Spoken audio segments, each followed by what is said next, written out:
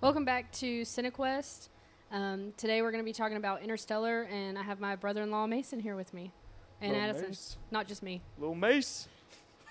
Mason, my boy. Howdy. Mason in the basin. This is Scott's brother, for any listeners that are wondering. I'm not related to him. I guess it would have to be, though, for it to be my brother-in-law. Woo. Big brains on Kate.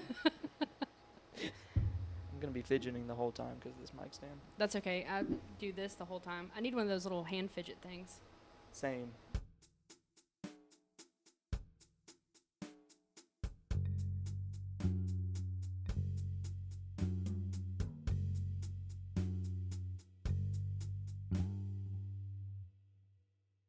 So you guys, well, this was the first time Mason has seen Interstellar, right? Yeah, correct. Yeah. And what was your general consensus? I loved it. I thought it was great. I also, the whole time I was really confused because I've always heard people didn't like the movie because they didn't understand it, and I have no idea what's not to understand. You were confused by other Calling all people's of you confusion. stupid. I'm kidding. There you go. Just call them all morons so they can click off even faster. You didn't get a Nolan movie? Yeah. Fucking nerd. You're not going to understand Christopher Nolan. Only true cinephiles Yeah. understand Nolan. Our Lord and Savior, Christopher Nolan. I'm not sure I understand him, but Interstellar was good. What don't you understand about him? It's not that I don't understand it. You dare I, insult the my first master. time the first time I watched Inception, it was before I even got into movies, so I had no idea what was going on, and I don't really remember. What year did that come out? Inception? Yeah. Like 2010, I believe. Yeah, so I was like 7th, 8th grade. I was too small to understand or to appreciate.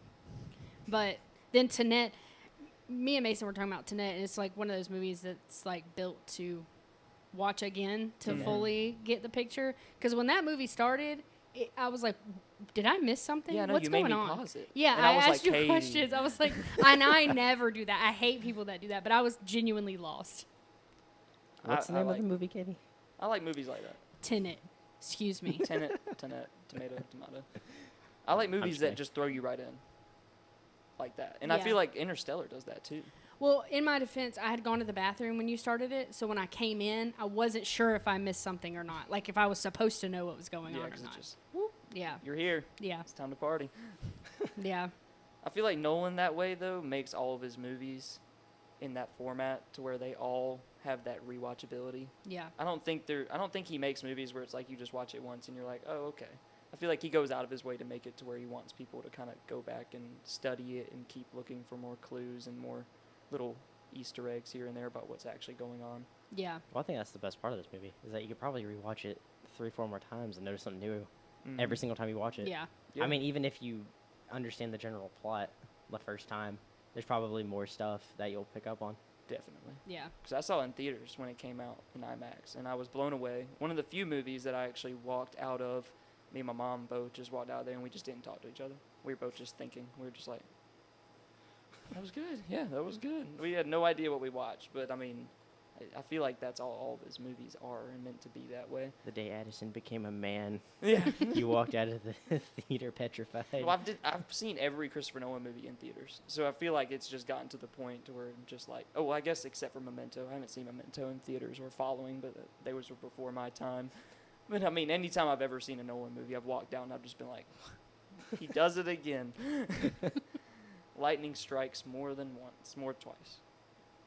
However that saying goes. Right. Lightning strikes the same place twice. Yeah, something like that. There you go. It strikes more than twice. In the same place. Um, I hope it strikes more than twice. I'm a moron. Don't worry about it. It's. Never mind. It's what? Wait. It's not supposed to strike in the same place twice. So I don't know.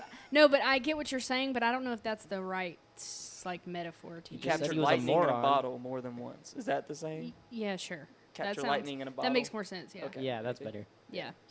Sure. The first time I saw Interstellar, was it was with Scott, and we were supposed to be on a double date with these people we worked with at Ingalls, and the other girl's boyfriend didn't show up, it was a catastrophe. Scott had to pay for this girl the meal and the movie also because her boyfriend didn't show up. We need to hear this story. You know, we're naming this episode something different. We need to hear about this story. Katie's got going to just stood unpack.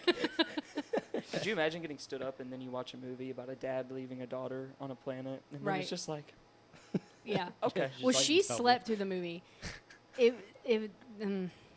I'll leave it at that about her. But Scott watched it, but after he got out, he was like, it's too long.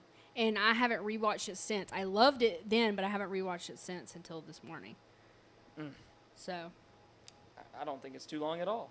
I think it was paced perfectly. yeah. 160 minutes, 169 minutes of awesomeness. Yeah, it doesn't slow down, and it's not, you don't get the feeling that they were just making stuff up just to make it last longer. Oh, yeah. Oh, Well, no. That movie fits its time frame. That movie Yeah. probably could have been an extra hour. Maybe. Yeah, I feel that way too. Because, I mean, he got real astrophysicists and scientists to Yeah. work on this movie so the science would be accurate. He did the same thing with Tenet. But it's just like they got the black hole. Like, apparently the black hole simulation in this movie was perfection. Well, didn't they say that it actually forwarded the study of black holes and that it actually kind of created one of the more accurate images of a black hole? Yes, because before they were originally no studied? one knew what it would look like. But then they did the equation and then put it, like rendered it in like a visual effects thing to see how the code would work out and how the equation would show the light and everything. And that's what showed up was the black hole Gargantua that you see in the movie. Yeah. And then people were like, so that's what a black hole theoretically would look like. And that, like you said, it furthered what people would understand about how it like traps light, captures it, how it circles around it and everything. Christopher Nolan was born to do many things, and I think making movies was one of them, and he probably could have been a wonderful philosopher. I'm sure he is into philosophy and science, because I mean, Oppenheimer's about to come out, and it's Yeah. got Einstein in it and Oppenheimer, and they did the same thing where science is very heavily involved. And he was talking about like an interview where he was like, you know, we didn't actually set off a nuke, but we simulated setting off a nuke, and it's like, I don't understand if you're trying to tell me that you actually did set off a nuke and you just don't want to say it for the movie, or if you guys theoretically like did everything that a nuke would do without the radiation aspect. But it's like, did you really like blow up a bomb for a movie and film it on IMAX? It's like, What control is the U.S. government giving Christopher Nolan? exactly. It's like, how much pull does this dude have? Christopher Nolan's really behind the strings of everything. Exactly. The Illuminati, run by Yeah. Christopher Nolan, confirmed. Multiple Christopher Nolan. When I was reading about all that stuff that the scientists did, Christopher Nolan wanted to have the aspect of time travel in it. Mm-hmm. And of course he did, where he can see the different time frames of him and his daughter in his house. Yeah. But he wanted like a little bit more of it in there. But to have it more scientifically accurate, they kind of scrapped that portion of it. And it made me wonder if that's why he did Tenet. Yeah. Well, the time stuff in Interstellar is so interesting because it's based off the fifth dimension theories, Mhm. where like there's this whole idea theoretically that if there's fifth dimensional beings, time would be like a physical plane, like for us is like this. Right. Like they could, like if this was a mountain, theoretically fifth dimensional beings could walk up to the peak of a mountain and that would be the future, and then they could walk back into the valley and that'd be the past. And so the Tesseract that he gets into by going into the black hole is him kind of playing around with the aspect that the fifth dimension Yeah. time could be a physical manifestation. So that's cool. Like that part of it is scientifically, theoretically accurate. But you know, I'm Right. sure they did scrap a lot of the much more strict, restrictive aspects of it because Yeah. he wanted it to fall back into the sand and you know pushing the books and everything, and that has to be the emotional connection. So you can't throw all of your narrative out simply just for science. But Right. Tenet's the same way, you know, time entropy, going backwards in time. They kind of had a little leeway with that too. Yeah, but just like the difference in it, like it made me wonder what he had to not do for Interstellar. If over time he was able to come up with something that was more scientifically backed to be able to do Tenet Yeah. more of a way that leans towards time travel. Yeah. I don't know. I'm sure it was just something that just didn't work for the actual script. Yeah. I'm sure he was just like, well, if we did this by the books, we would have to throw out this whole subplot. Yeah. Well, with the fifth dimension thing, I like the aspect of how all these people think that there is a they or some sort of like them that has sent these people there Yeah. to the Tesseract. That's what Mhm. it's called, right? Correct? Yeah. When the Tesseract has always been there, it's like just the physical manifestation of time, and there's no one person created it. There was no like somebody sent them there, and Yeah. or some sort of mystical time traveling being just made it. Yeah. Yeah. Because it's that thing where it's kind of just like Tenet also in that way, where it's themselves in the future that is controlling their actions to lead up to that point. Because Yeah. even Coop says that when he gets in the Tesseract, he's like, these aliens, these extraterrestrials, they're not someone else, they're us, and they're trying to help us figure out what we need to do. Just like Tenet, the protagonist is the guy who started Tenet, and he's recruiting himself in the movie. And it's Yeah. like, okay.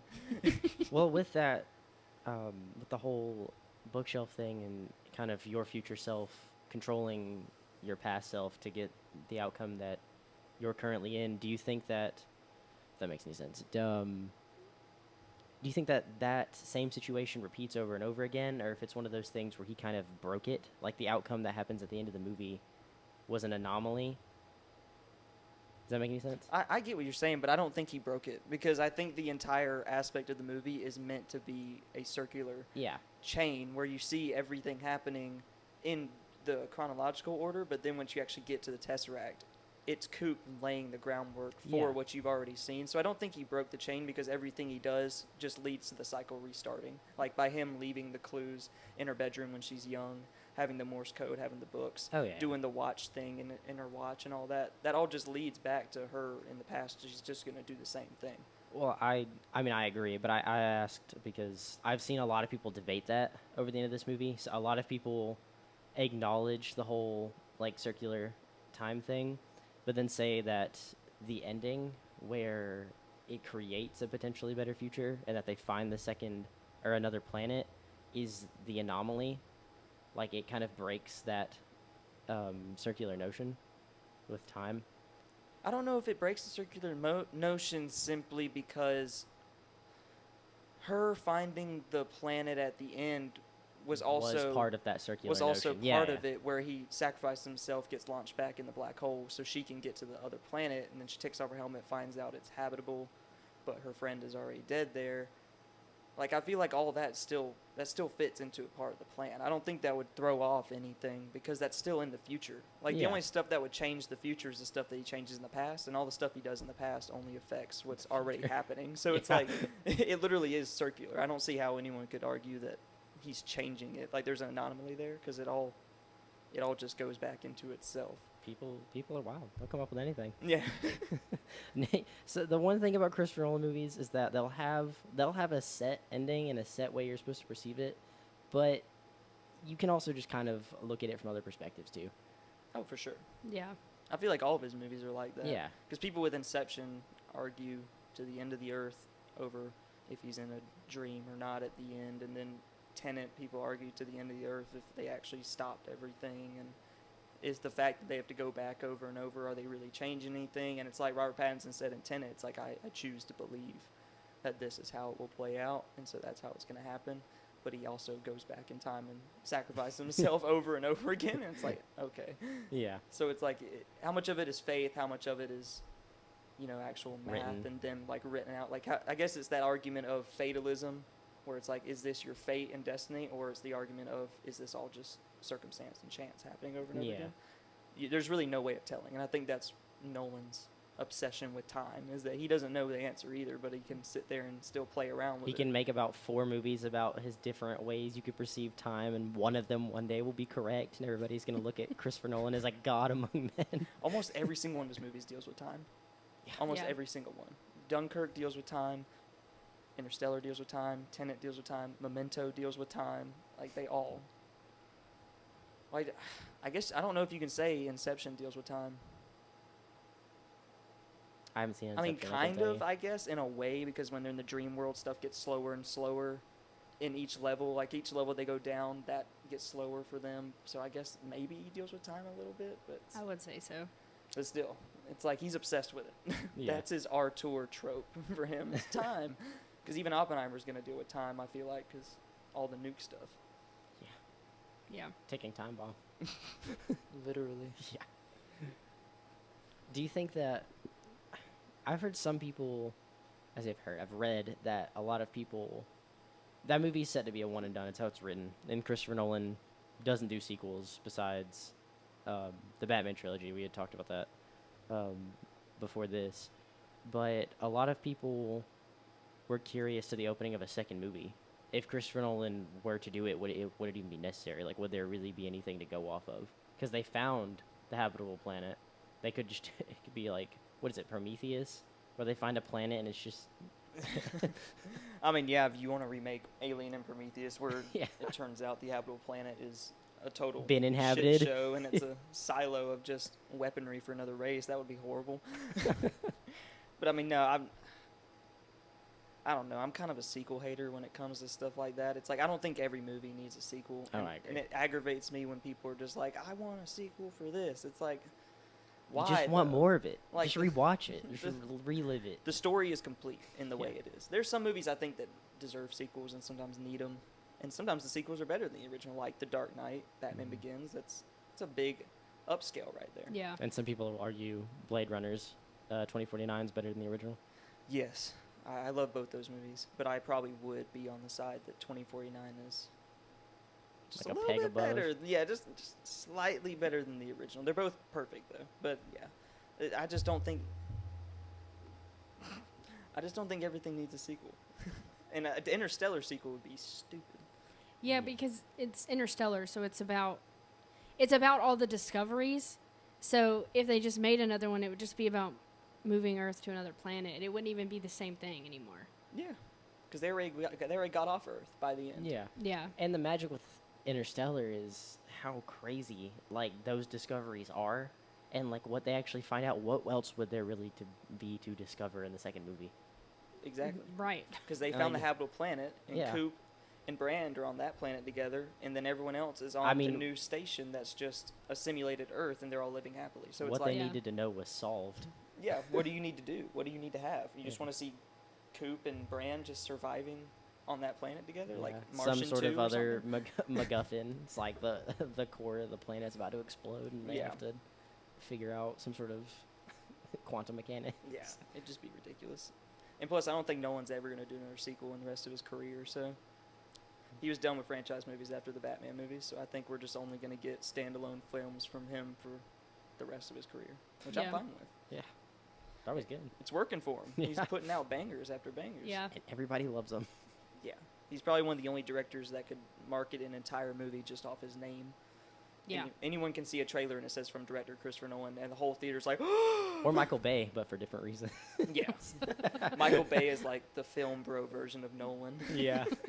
Oh my God, Michael Bay? He's come out with a new movie? Explosion. The movie. Which is funny though, because Nolan actually likes Michael Bay's direction when it comes to action and stuff. Well, Michael Bay uses a lot of practical effects when he can, and Christopher Nolan Yeah. also loves practical effects. Christopher Nolan uses practical almost entirely. Like he refuses to do visual effects unless it's absolutely necessary.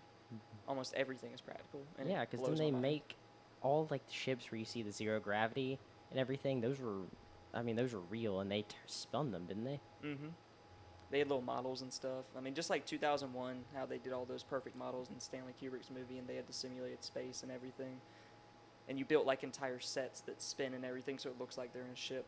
Like he's all about that. Even in Inception, where the guy's running down the hallway, Joseph Gordon-Levitt, and the whole hallway is spinning. That was an actual set they built, and it's on a crane, and they're actually spinning the hallway as he's running down it. So yeah, he's not the one for visual effects. What do you think about the whole? Sorry. No, go ahead. Every time Katie talks. Yeah, every time she tries, one of us should just be like, and What do you think about I was gonna say, what do you think about the dynamic between like Murphy and Cooper? Because a lot of people were upset about how they wrote her, saying that even in as a child, she should have at least said goodbye. But I think they kind of try to refuse to understand that kid was angry.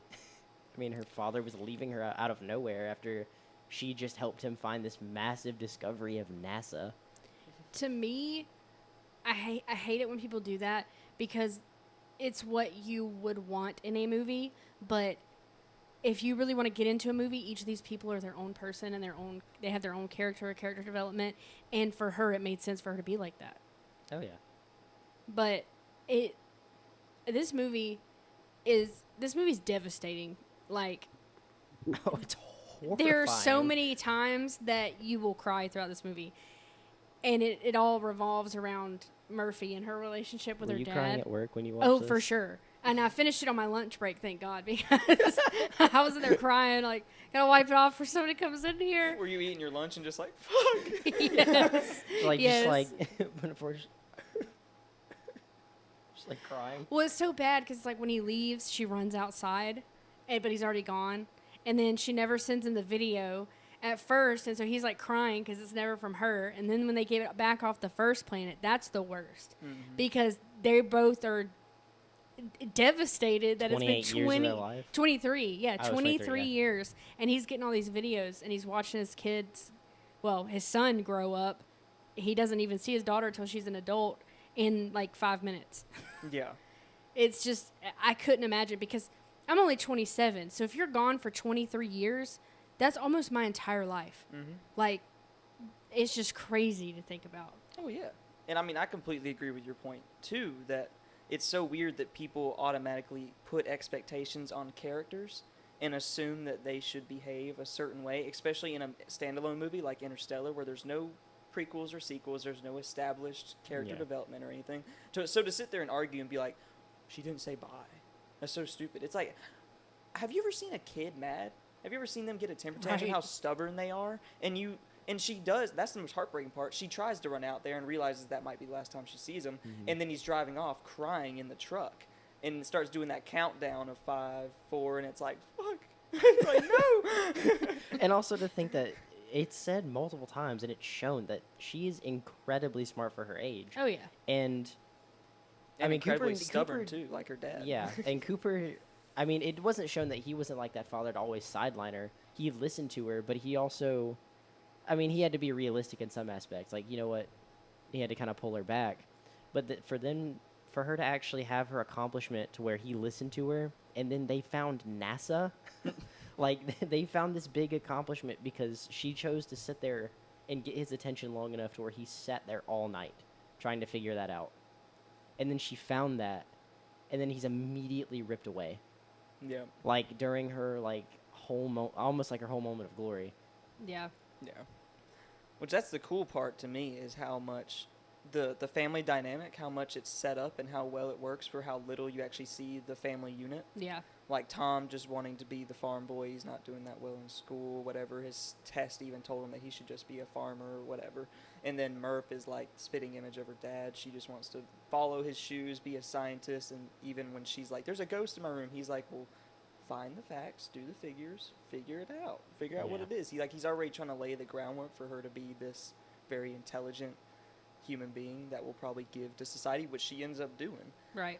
And I just love how he sets up all of that. And even before he leaves, like, you just already feel that dynamic, and you're like, oh, it works. It works so well because Matthew McConaughey is such a great actor. He's phenomenal. And he's so good as Coop and being Yeah. the father and all that. Like when they're chasing the drone through the field and he just wants to catch it and just like hack it and everything. And they he's doing drive it all through with the his cornfield kids, and he's like, hey, switch, and his son has to, like, Yes. climb under him to get with to the flat steering wheel. tire. Yeah. I love all of that. And the Murphy stuff is just the most heartbreaking, especially when he sees her when she's older, like on the station. And he sees his whole, like, bloodline. Yes, Like, all Yeah. his his great grandkids and everything, and she's like, no parent should watch their kid die, and I'm just like, damn. Yeah, it's Yeah. rough. Yeah, It's that rough. is rough. And I like the fact that it wasn't one of those kind of, like, drama plots where she never forgave him up until she finally saw him. Like, she forgave him years ago, and it was when he was in the Tesseract because she realized it was him the whole time. Yeah. So I'm glad that she got to forgive him then and then give him the peace of at least saying, hey, you need to step out. Instead of it being kind of like I say drama plot harshly, I don't mean it. But, I mean, it's kinda pretty wa- dramatic. well, I mean one of those things where it's like she finally forgives him has her dying breath It's kind of like the typical. Yeah, the cliche. Yeah. Yeah, I do like that aspect, that she does realize it's him. And then, but the unfortunate thing is once he gets catapulted out the Tesseract, it's another, like, what, 50 years Yeah. or so in the future, so he's even more... 50, 60 years. Like, Yeah. she's old. He's even more thrown out than he was after the water planet. So it's- Bro, the first time I watched this movie, I just knew that it was going to be like Jessica Chastain's character. Like, she was still going to be young and it's going to be great. They're going to like go do science together. And he walks in there and I use devastated a lot, but this is one of the most devastating movies I've ever seen. Like, just to think about time that way and missing everything. Yes. And I love thinking about time that way because, it, like you said, it's all about perspective. And I think Nolan loves that too, is how you can make people think about time much differently than just linearly. And it's so hard for people to do that. Like in Tenet, when he was talking about, you're still thinking about time linearly. You're Yeah. doing it wrong. Like, you need to sit there and step out of yourself, be objective, and actually look at how this is going. And I love that because from a subjective standpoint, it's hard to not be biased and not look at time like, oh man, it's fleeting and I'm only here right now and I'm not worried about it. But then when you actually sit there and sit down about it, it's like, damn, dude. Yeah. It kind of does hit you, like, Oh, yeah. in a different way. Yeah. Yeah. Which, can we also talk about how Topher Grace is just destined to play a little prick in every movie he's in? Like, he didn't was have a trying lot of his best, okay? He didn't have a lot of screen time in this movie. All he played was Eddie Brock from Spider-Man 3. He was just kind of pathetic in what he was in. And I love Topher Grace, but it was almost the same character. You shitting on his Venom, bro? You shitting on Sam Raimi's Spider-Man 3? Sounds like it. No, I actually love Spider-Man 3. That's kind of an unpopular opinion. Hey, I think you want emo Tobey Maguire? More power to you. There's nothing wrong with I that. don't want that. That was bad. Why not? That's such a cult classic, though. Full on camp. What were you going to say? I mean, Addison Did you just away give through- up on your sentence? That was it. It's such a cult classic. I said though at the end. I just thought watched you were you about to zone say- out. No, that movie is becoming a cult thing for our generation. Oh, definitely. I feel like a lot of old movies like that have just completely solidified themselves for our generation. Yeah. Like the newer generation. There are even people now talking about The Dark Knight, how it's like that's the shitty Batman now. People talk about The Dark Knight as the shitty Batman.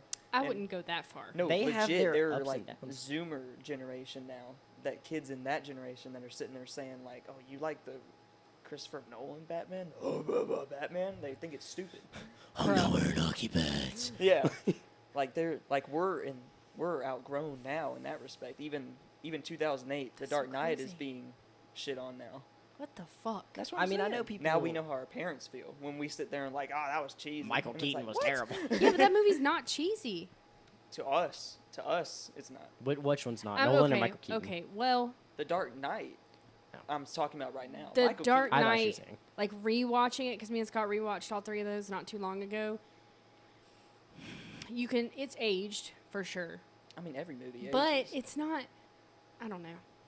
I mean, people have I have my opinions on his Batman, specifically him in the suit. But I don't think that. I guess that's right because I'm thinking Heath Ledger's Joker made that movie, so that's what I'm thinking about. Like that's what made it such a great movie, in my opinion. Well, there's a strong argument to be made that the villains in all the Dark Knight movies made each movie. Like Cillian Murphy's Scarecrow, Heath They're so Ledger's good. Joker, and then Tom Hardy's Bane are all pretty phenomenal and very unforgettable. I'll also I- defend his Bane. Yeah. I mean, people harp on his voice, and I get it. They even had to re-release the movie in theaters. Like, I think it was like 2 weeks after it came out. They sent a different version where they cleaned up his voice because nobody understood. I love I will his still voice. defend his Bane. It is so iconic. I love his voice. I think it's perfect. And I saw it when it came out in theaters, and I understood what he said. I think that's the same people that complain about Tenet's sound design. They're like, "What? I can't hear him." It's like, dude, you guys are so used to and just bottle fed by subtitles that y'all just completely forgot how to listen. Hey, to don't movies. be hating on subtitles now. No, it's true though. I completely believe that our generation has gotten so used to streaming services and just watching shit with subtitles that they have completely given up on how to sit there and actually listen to a movie. I completely think that. Because there are even times when I've tried to play movies and the quality is not bad at all. And people will be watching, it's like, what'd they say? It's like, you guys are so used to just watching subtitles. You can't just sit there and turn your ears and your eyes on at the same time, it seems like. Yeah. I don't hear well, so Well, I do it for the people around me because the people I typically watch movies with don't hear very well. yeah, I don't hear well at all. And You know There's a who difference are. between hearing well and then just sitting there and just putting on subtitles because you're just lazy. You know what I'm saying? yeah, There's two no, differences there. I will miss something. And I'll be like, what is going on? I did not hear the last, 5 minutes of what they were saying. It was too garbled. Too garbled. Yeah, it just doesn't compute to me. Well, I mean, speaking of gargled, Hold well, up. Pause. Garble. Batman. Christian Bale's Batman. People claim it just sounds like he just gargles marbles the whole movie. So I think subtitles in those movies might be justified for some people. I think some people too can't accept all things. And I've said this before, and this is a really unpopular opinion, but I liked Jared Leto's Joker as well. But I'm leading into this to say that it goes with the way people feel about Batman's. There's different types. Like, Robert Pattinson's Batman was a different type of Batman than the other ones. Like, Christian Bale was a lot older, moneyed, all the things. And you can't compare. They're different on purpose. Yeah. Yeah, they're the director's vision. I will also defend Christian Bale's Batman, or not Christian Bale, Ben Affleck's Batman, because I think, honestly, given the, I don't want to say proper, because I think Zack Snyder set out for what he wanted to do, but maybe in a more easily publicly perceived story, Ben Affleck probably could have been the best Batman.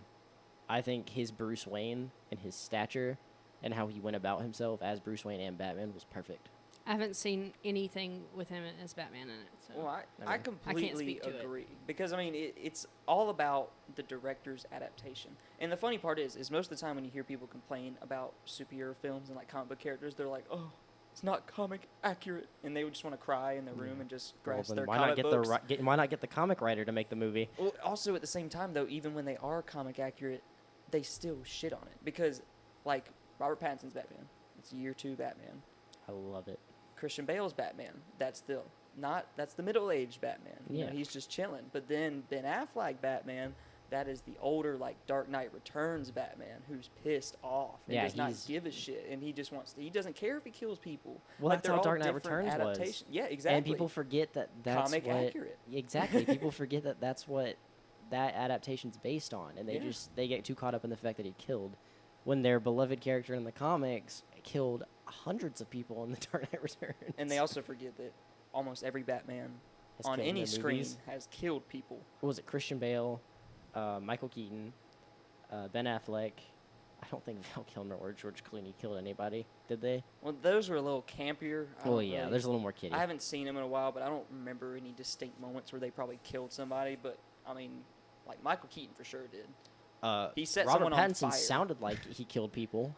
They're beating their heads in off camera. Yeah. You're like, that man's head is caved in. It seemed Yeah. like a Game of Thrones moment where they pan down and his face is just caved Yeah, in. literally Michael Keaton's Batman, he literally sat there and revved up his engine and turned on the nitro of his car and set a dude on fire behind the car. And people want to complain about Ben Affleck's Batman holding a gun to Yeah. save Martha. And it's Blowing up a car. It's like, dude, that is the manifestation of his mother, and he thinks he's breaking his trauma loop right now, and you think he wouldn't grab a gun this one time to make sure she doesn't die this time? It's like, okay. This is also turning into a Batman episode. We went from Interstellar, this time warping movie, to trying to justify. I guess we're just Batman. talking about Christopher Nolan at this Yeah. point. We're Yeah. kind of, It really just kinda turned gone into a all over Christopher the Nolan place. talk. I guess to take it back to Interstellar. This all started with Topher Grace. Remember that? And your prick character. This is all Topher Grace's fault. We'll blame him for our tangent. We love you. But I guess to take it back to Interstellar, I absolutely love the poem, The Rage Against the Dying of the Light, that's read It's every so time good. there's those transitions. Yeah. I think it's great, especially when it's that one part where the ship, the Endurance, is actually just going into the pitch black. It just looks amazing. Yeah. Oh, it's so good. And that's his last words too. He started it. Yeah. and then he didn't get to finish it. Yeah. Michael Caine is great as Professor Brand, and that's one of the bigger He's great in twists in the everything. movie. Yeah. When you find out that he never found a way to solve the gravity equation, and he was just sitting there, and he was just like, "Yeah, our And he only sent his hope." daughter and never said it. Yes, sent her away, and he was like, "The planet's doomed. I've been known, and the only hope is those pre-fertilized eggs that they're taking. Hopefully, they find a planet. If not, we're dead." And everyone's just like, "What?" He failed them, just like he failed Master Bruce. Damn. I said it before, but this movie has a pretty stacked cast. Yeah. Matt Damon shows up for a little bit. The little Martian cameo. 0.5. Yeah. This is an audition tape for The Martian. Which, I mean, you know, like I said to you guys before we even started recording, they did not market him whatsoever in the movie, and no one knew. And then when we were watching in the theaters, like he just shows up out of the cryostasis, and everyone in the theater was just like, "What? Like Matt Damon's here?" Yeah. And then he ends up being a total shitbag. He Yeah. tries to kill everybody. It'd be so he really can- funny if he just popped out and he just looks at the camera. How you like them apples? Just sits there and kills everybody, and then just looks dead at the screen. How you like them apples? And it just goes black. Written and like directed just by like Christopher a Nolan. massive, just like super overdone Boston accent. That would be beautiful. I killed all the protagonists. How you like them apples? I love when like movies that are not supposed to be horror movies create such great suspense, because that moment when he's trying to attach to Endurance. Oh wow, it's spinning. Yes. Oh. Yeah. No, well, not that, but before, when Matt Damon's character, I can't think of his name. Oh, when the Do- airlock and Dr. stuff is Mann? messed up. Yeah. Yeah. When he's trying to, and she's trying to tell him not to open it, and it just explodes right before Yeah, their 'cause eyes. the pressure. Yeah. Oof. I mean, I love that too, and I think Nolan's great at doing that and just building suspense. Yeah. Especially, I mean, like you said with the pressure scene, but then also when the actual Endurance is just spinning out of control after the pressure Oh, the burst, whole time I and was they like, have to match. Yeah, they have Yeah. lock. they have to match the rotations to sit there and lock onto it, and then they have to reverse the rotation to stabilize it, and they're literally just like sitting sideways trying to sit there and control it. I also like the fact that if you think about it, that's also a big callback to Michael Caine's character saying that they needed a pilot, that they needed him because nobody else would have been able to do that Yeah. except for Cooper. And he Yeah. was the one who was test flying the Endurance Yep. when they crashed, and that was the dream he had at the beginning, Yeah. was test flying that craft. So I mean, yeah, I mean the pilot part definitely came in handy, because I mean without him, they wouldn't have gotten off. They wouldn't have gotten really anyway. They wouldn't have gotten off the water planet either without Yeah. him. That's another moment of suspense where he's sitting back and he's like, "Those aren't mountains, those are waves." Yeah. And especially Just because pans water up. is such a big fear for me, it's pure panic. The crazy part is that is one of the most like suspenseful scenes, because as soon as he says that's water, you just see the camera just start panning back and everything, and everyone's just like, "Oh shit." Katie was Yeah. really having a day at work today. She was crying. She's probably sweating bullets from the anxiety of seeing the waves. Yeah. Everybody at your work is That's probably like, one what's thing wrong about with Katie. her? Any movie she watches, if there's a suspenseful scene, Katie's over there like holding her breath, just like, I'm all in. If I'm watching a movie, I'm all in. I mean, that's the way to watch them. Yeah. I don't understand how you watch any horror suspenseful movie, because I feel like you would pass out because you're just over there holding your breath and just like clenching your chair. Just I don't so much anymore. That used to be my main thing. That's all I'd watch. Chiller Channel stayed on. But as I've gotten older, I can't take it as much. It's like pure anxiety, but it's also an adrenaline rush too. So it's like, it's exciting to watch it, but I can only do it every so often because it wears me out. It's like a mix of like, oh God, are you gonna make it? And it's like, is he gonna make it? Yeah. It's like, yeah. And the sad part is there's some directors that sit there and like try and do the suspenseful stuff, like they think they're kind of like Nolan or like Hitchcock or whatever, and you can just tell sometimes when it's a really bad director and they're Yeah. trying to do suspenseful stuff, and you're like, bro, you're like, I know what's coming next. Yeah, Just get over it. please stop. Well, and it's good too because that whole, even leading up to that was suspenseful, where he knocks Matthew McConaughey Cooper's, is that his name? Yeah, Coop. Knocks his mask open. Oh yeah, And he's all rolling the on way ground. up to him running up there, getting on the ship. Like, the whole thing was suspense, but it wasn't dragging, where it was like, it took him 10 years to get back. Yeah, you it was a know? big plot point for the next Yeah. half of the movie. Is, oh, is he gonna make it in time? Yeah. Yeah. Which also with I still don't remember Matt Damon's character's name, but Dr. With- Man. Yeah, man. yeah, is that when he had a plan to try and kill Cooper, but he was also gonna try and be comforting, like he was gonna try and trying in his head make it seem like he was a good man, because he's trying to sit there and talk him, just like kind of talk him down until he dies, and he's like, I'm sorry, I can't stand here and watch it. So he keeps talking to him in his headset, and then he just hears him just like screaming and choking, and he just cuts it off. Yeah. I mean, it's one of those that just shows his character. Like, he's a coward, first of all, but then also He him wants trying to be comfort honorable, him. but Yeah, it's like the honorable code thing. Like when Yeah. someone kills somebody in like a warrior samurai assassin movie or something, they like hold their hand and they're like, "I'll be with their you till sword the on their end" or chest. whatever. Yeah. Yeah. But and then it's like that. He's a coward. He like says he's gonna comfort him or whatever as he's dying. But He can't do it's it. But it's survival of the fittest, dog eat dog world. But then he's gonna walk away and then just be like, "I can't watch," and then cut it off. And can't it's watch. like, It's gonna be okay. It's gonna be okay. Yeah, you know what? exactly. No, it's not gonna.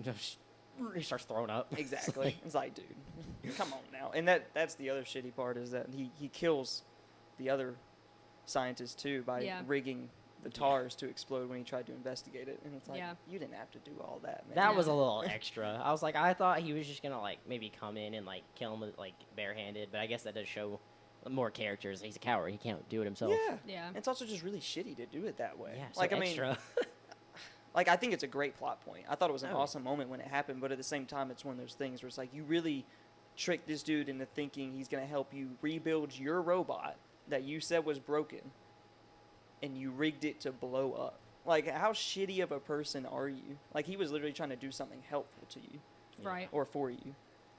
And, I mean, he didn't even, when he did that, he didn't realize how many people were going to sit there and try and work on it. Right. So it's like, what if it was like all three of them sitting there trying to work on it and he blows up three people? It's like, you're just a terrorist You're at that just point. Yeah. dooming yourself. Yeah, you're just killing people, and you're just like, yeah, I'm just gonna take the endurance and get out of here. Also, like the Casey Affleck kind of like cameo. I am actually happy he got more screen time than he did, because I thought it was just going to be in the recordings, because I didn't know that it was going to jump to present. I thought it would show the present near the end, and then it would just stay in, or I say present as in what's happening outside of the black hole. And I thought it was going to stay with Cooper and that whole area for the whole movie. But when it kept switching back and forth, and then Casey Affleck actually had more screen time, because I didn't want them to waste him on just like a little recording. Oh yeah. Yeah, and they do so much character development in such a small time. Just, her checking out his kid's lungs, and then being like, you can have another kid die, and them fighting. Just that small scene shows like what it's been like this whole time on Earth. Oh yeah, and him just wanting to just be on the family's property, and him wanting to live like his dad. Like it was honestly the same kind of loop that she was stuck in. She Yeah. wanted to be like her dad, but he also wanted to be like his dad. But he's like, this is where our family's buried. This is our land. Like, I'm not leaving. Like, I kind of understand his side as much as I understand her side. Right. Where it's like, we need to get them out of here. The dust and stuff is in their lungs. And at the same time, he's like, where are we going to go? The whole earth is doomed. Like, why not Yeah. just be on our property with our family plot and everything? Yeah. I also kind of feel like it was a sense of, for him wanting to stay so bad is because that was like, he was also smart, but he didn't have a future like his sisters. Like he said that his teachers kept giving him C's, and then in the beginning of the movie when he went to the school, that they just basically completely ruled out college for him at Yep. 15. Yeah. So it was kind of like one of the only things he was good at, and he was proud of being good at that because that's what his Yeah. father was good at. Mm-hmm. So it was almost like a double whammy of like hitting the nail twice just to keep it there. Yeah. So it's like he was gonna stay there regardless. Yeah. I feel Yeah. like a part of him was also holding out hope that his dad would show back up. Oh yeah. Like, he knows that if he's going to come back to one place, it's going to be his house. So if they moved or whatever, he didn't ever want to risk the fact that he might be coming back. That kind of thing. Just like Murph she kind of gave up. Because after no more transmissions for a while, she was just like, yeah. Well, he kind of You're did too. gone. He said he was letting him go. Yeah. After, But how much of that is him, like a facade, just saying, I'm Yeah. letting you go just so he can stop doing the recordings, but how much of him was still, like, Well, 'cause he said internally that hanging on his- to it? Either his girlfriend or his wife, I don't know what it was at the time, told him that he needs to let go. Yeah, exactly. Yeah. So How much of him actually let go and how much of him was actually just holding Yeah. on to it still. It's one of those things you can get real subjective about it on how you feel his character felt about that. it's also really sad because he was much older than Murph, or not much. He was a few years older than Murph, but he had already died, and it's like he doesn't get to see his son again. He got to see him grow up a little bit more, but he doesn't really get the ending with his son like he does with Murph. Yeah. Yeah, that is the unfortunate part. He gets to reconnect with Murph a little bit and have that closure, but he Yeah. didn't really get that with Tom. And she probably didn't really know what happened between them the entire time because she didn't tell him by the time he got back she was dying. So he doesn't really know what happened between his kids. Because she burned part of the field to get them out of there, didn't he? Or Yeah. was she just doing that out of anger? I kind of picked up that. It was a distraction so that they could take his wife and son, They could get him off the property. which they were way too willing to just go. That was also a little extreme. Like, I know he was staying there, but I felt like they could have done more to convince him. Like, on screen. Maybe they did it more. Well, I think got the wife was ready feeling to go. that this wasn't the first time they've had that conversation. Yeah, I think the wife was ready to go, and she knew the kids needed to leave. Yeah. But I think she was also, kind of stuck under his thumb. Yeah. Like I feel like like you said, I don't think this is the first time this kind of conversation, this Yeah. kind of throwdown has gone down, where the sister comes in and she's like, "We got to get out of here," and the mom and the kids are like, "Yeah," and then Tom is over there just like, "Mm-mm." It just seemed like so out of nowhere, like taking them and just yelling at them to get in the back of their arms. Like, what are they doing? And then I realized like the actual motivation. Then Topher Grace pulls out a tire iron like he's about to. Yeah, that was weird. I'm like, what are you going to do? Yeah. Absolutely nothing. Absolutely nothing. Casey Like, Affleck would beat that ass. Yeah. Come on, Topher Grace. Like- That's why you need the tire iron. He was like, "I can't take this dude on. Yeah, true. Let me get the piece of metal out." Yeah. I will also say that I don't care for Anne Hathaway that much. I don't really like many of her characters, but I liked her in this, and I thought she did well with the character that she had. I don't either. And not to like hate on Anne Hathaway because I think she does great at what she does. I've never really felt any of her characters, and I Right. started this movie and I was like, okay, Anne Hathaway's here. I'm sure her character is gonna be fine. And then I actually really liked her by the end. Yeah, me too. Which it also did good with the character arc because at the beginning she's supposed to be a little unlikable, Yeah. and then over time she understands where Cooper comes from. She's not so emotion driven, and she starts to understand what he was trying to do. So then by the end she makes it. Well, and I kind of think that she kind of perceived him as a threat because he just comes out of nowhere.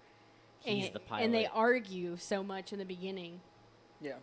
but then they have the big reveal together, and they're both like, what the fuck? And they're the last two standing. Mm-hmm. Yeah. I mean, I'm not personally the biggest fan of Anne Hathaway.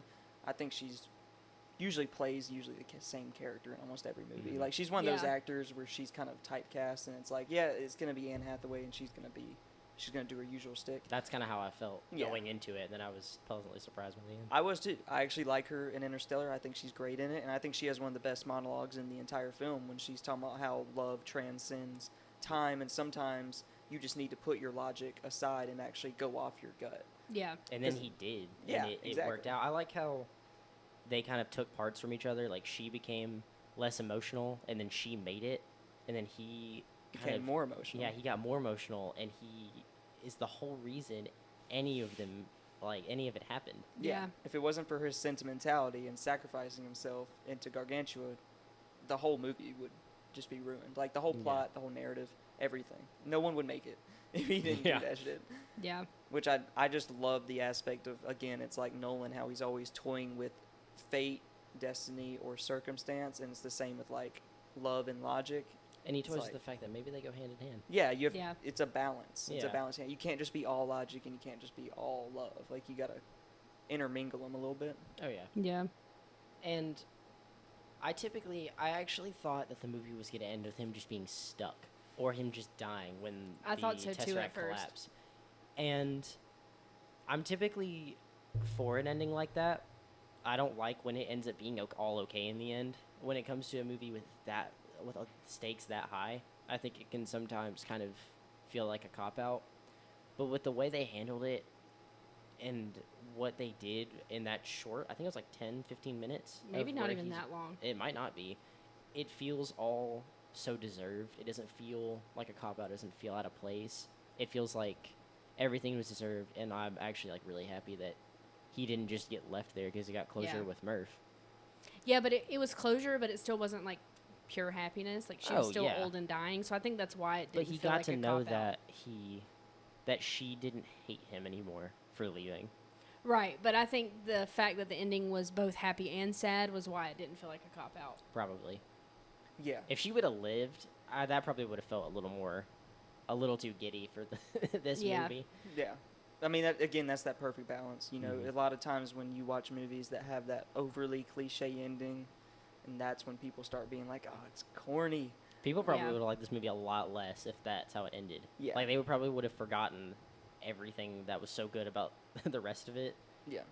Because, It I has mean, that a sour perfect ending balance. can... I would have been okay either way because you just see that Murph figures it out. Mhm. So either way, that's the ultimate goal anyways. So I would have been happy with it either way that it could have ended. Yeah. I feel like he had to make it to where Murph passes on, and it's her lineage left, and he knows that everything's all right with all the people on Earth. They got the station now, Yeah. so he can set him up for him to go find Brand Yeah. on the other planet. Because Which- if he got stuck in the happy ending with Murph, and then he gets to live out the rest of his life with Murph, and then hear about Tom, and maybe Tom's still alive, all that, Brand would just be Yeah. on that planet by herself with Which- the dead guy buried, and she's just like, fuck.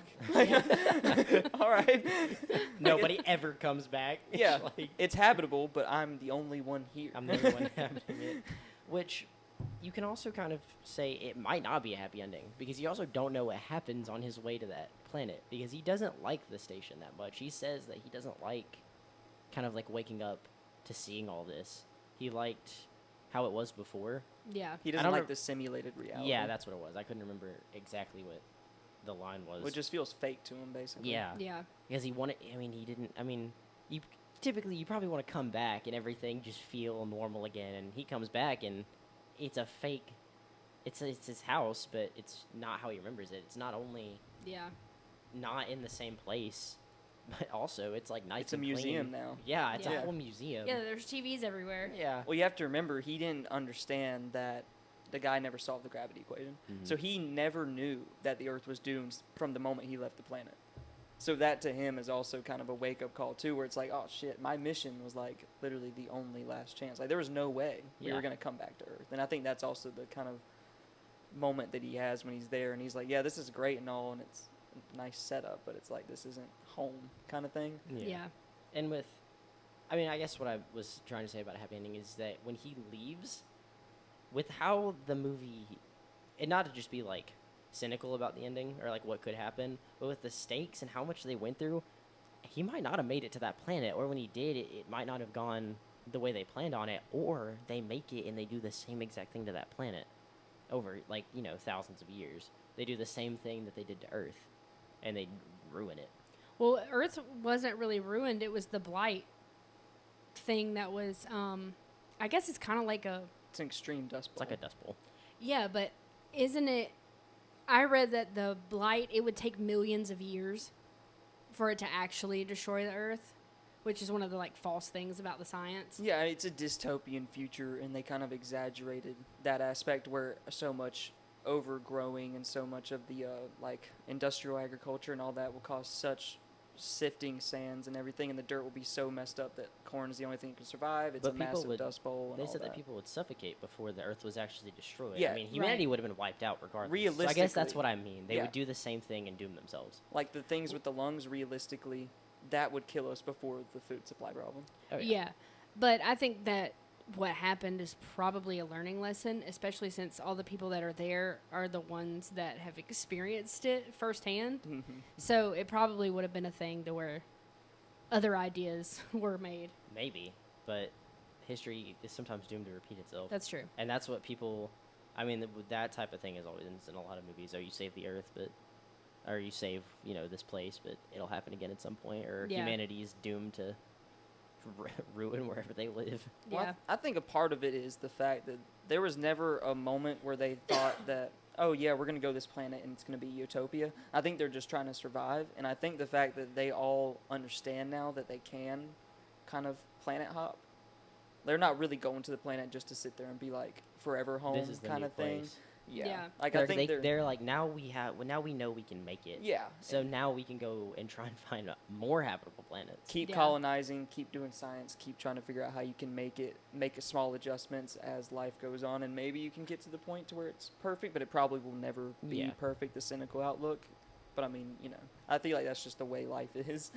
Yeah. And also at the same time, I think the ending is pretty optimistic too, because it's in the future, and you can see like when he's getting in the spaceships and everything, the endurances have been massively upgraded. Yeah. Like they look, like they're still the same ship. They kind of look the same, but they all look a little more modernized. They're all suits. painted black now. The suits are different, so it's like I feel like their technology has also kind of gotten better. Well, it's been for- like 50, 60 years. Yeah, all the time he's been from the water planet to the black hole, all that time he lost, I feel like they've gotten much more technologically advanced, so I think it's a better chance of him finding Bran now on that planet than like with the original Endurance, because Yeah. that was basically the prototype, and they're like, Yeah. we gotta send you, buddy. Yeah, I mean, I guess that's also a good point, is that all the technology they use in that movie are prototypes of what would come in the future. Yeah. So they kind of, all the technology was finalized in like the idea of the prototype. I mean, there will always be improvements, but all the technology he used at the end of that movie is the finalized version of what he used. So yeah, I mean, everything is kind of, it's kind of upgraded. There's just more chances of it working out. Yeah, exactly. Let's talk about how miserable these kids must have been eating everything that was corn. It was Yeah. like souffle, corn muffins, just How corn about on the fact that your body can't even break down Yeah. or process corn, so They- they're literally just eating empty calories that are not giving any nutrition to their Yeah. body. I feel like realistically, if this movie was like rated R, like a horror movie, these kids would be like starving. Emaciated, and Yeah. just sit there, Yeah. just on the kitchen table, just Yeah. just completely no muscle mass, no nothing, just skin Yeah. and bone. It'd be horrible. You just imagine the movie just takes a turn and you see all their plates and it just pans up and they're all just sitting there just like, Like it completely does a genre mash at the end of the movie when he comes back out of the black hole. Everyone is just like a walking skeleton, just all their lungs are filled with dust and they have no muscle mass. he didn't save them. Alternate ending. They look like the ghost guy in Courage the Cowardly Dog standing Yeah. outside his house, The just ghouls blowing in the from- wind. Like the ghouls from Fallout. Yeah, exactly. They're like radiated too. Their skin's glowing lime green. Oh, God. That would be horrible. They just turn into corn. It's like the children of the corn. Get a little Anakin moment. I hate corn. Yeah. He just comes back and he's like, I don't like corn. It gets everywhere. Yeah. It's messy. It's no nutrition. No, I'm going with this. I think I would go as far to say that this is like Nolan's 2001: A Space Odyssey. Because I mean, the whole ending of 2001: A Space Odyssey, the character basically becomes the Star Child, and you find out that he's becoming this next evolutionary chain of life, and they're the ones that put the obelisk there, and they're the ones that set up all the events that happened in 2001. And it's kind of like Nolan took that and was like, all right, what if I do that, but instead of an obelisk, it's a black hole that leads to a tesseract, and it's him as a fifth dimensional being just leading himself to the Yeah. fifth dimension to save his family. It's like he makes it much more sentimental. Christopher Nolan is good with binding sentimentality with a lot of his stuff. Oh yeah. Like, it's... This movie, I feel like if it was written by other directors, could have either been much more cliche or absolutely terrifying. And Christopher Nolan didn't want to do either of those. It's like a perfect blend of everything. Oh, There's yeah. suspense, there's heavy stakes, and you don't know whether or not anything is going to go as planned. But there's also the whole sentiment of his kids. Like, he misses their entire lives. And it's not even just that he misses their lives. It's that he watches them, and he watches them grow up and change within, like, 5 minutes in the movie. One of the best scenes in the whole movie. Oh, yeah, and he then watches them almost... I mean, at least his son, he watches him basically just, like, sign off.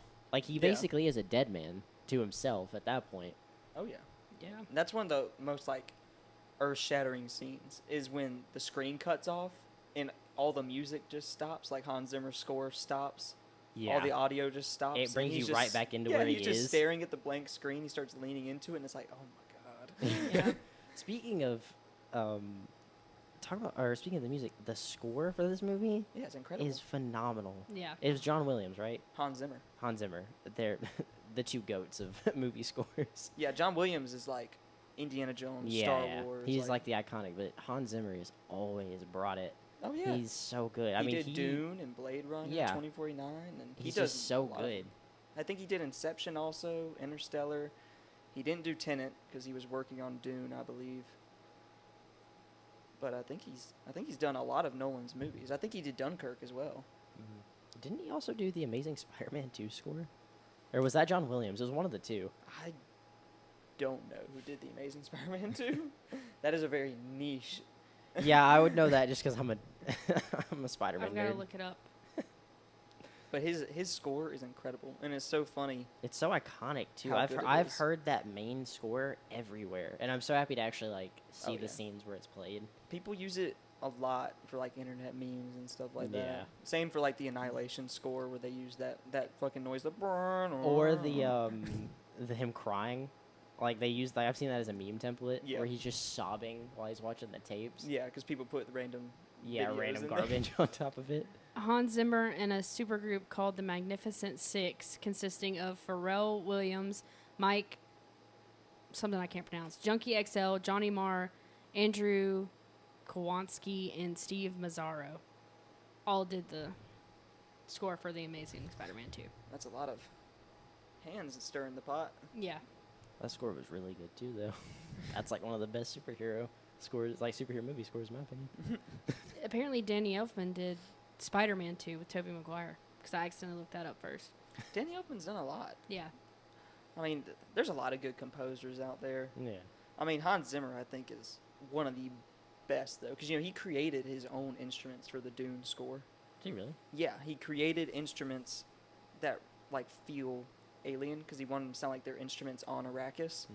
So he created these fictional instruments to make the music for the movie, and then he also uses the voices of people and, like, overlays them a million times tenfold and then, like, samples them and layers them, because the voice is a big power in Dune as well.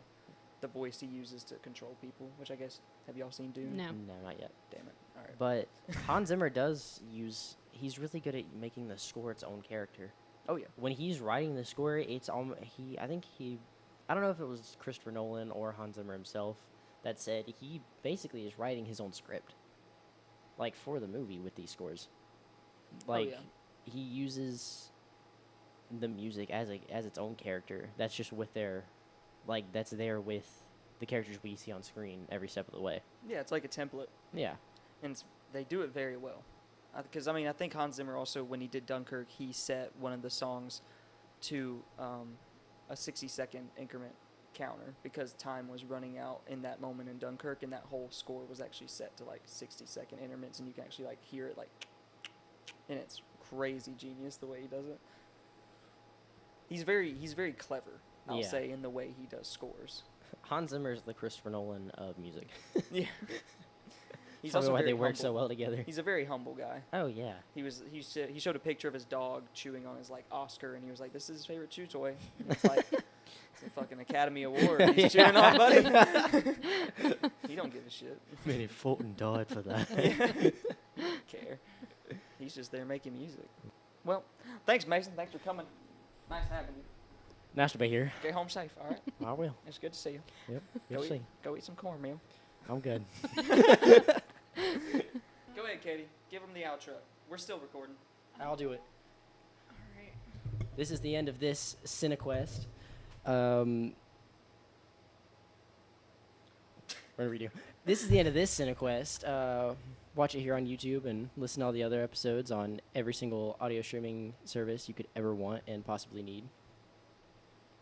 Peace out. Woo! That's a wrap.